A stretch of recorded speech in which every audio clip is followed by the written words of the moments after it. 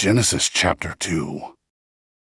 When thus the heavens and the earth were finished, and all the host of them. 2. And on the seventh day God ended his work which he had made. And he rested on the seventh day from all his work which he had made. And God blessed the seventh day, and sanctified it, because that in it he had rested from all his work which God created and made. For these are the generations of the heavens and of the earth, when they were created, in the day that the Lord God made the earth and the heavens, and every plant of the field before it was in the earth, and every herb of the field before it grew. For the Lord God had not caused it to rain upon the earth, and there was not a man to till the ground. 6. But there went up a mist from the earth, and watered the whole face of the ground.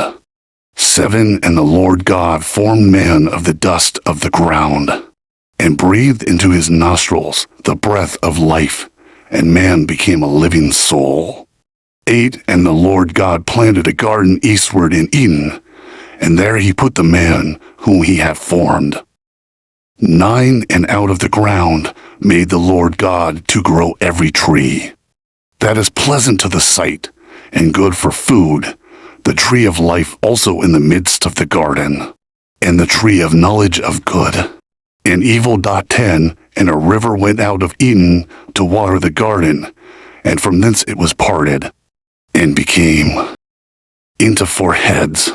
11. The name of the first is Pison, that is it which compasseth the whole land of Havilah, where there is gold. 12. And the gold of that land is good, there is bdellium and the onyx stone.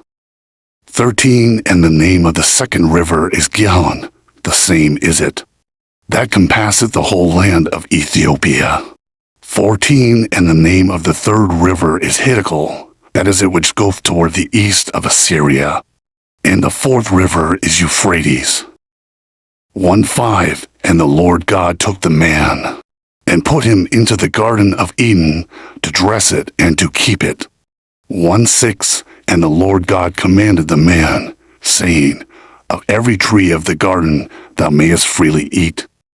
17. But of the tree of the knowledge of good and evil thou shalt not eat of it, for in the day that thou eatest thereof thou shalt surely die. 8. And the Lord God said, It is not good that the man should be alone. I will make him an helpmeet for him. 19. And out of the ground the Lord God formed every beast of the field, and every fowl of the air, and brought them unto Adam to see what he would call them. And whatsoever Adam called every living creature, that was the name thereof. 20. And Adam gave names to all cattle, and to the fowl of the air, and to every beast of the field. But for Adam there was not found an helpmeet for him. 1. And the Lord God caused a deep sleep to fall upon Adam, and he slept. And he took one of his ribs, and closed up the flesh instead thereof. 22. And the rib, which the Lord God had taken from man, made he a woman, and brought her unto the man. 23. And Adam said, This is now bone of my bones, and flesh of my flesh.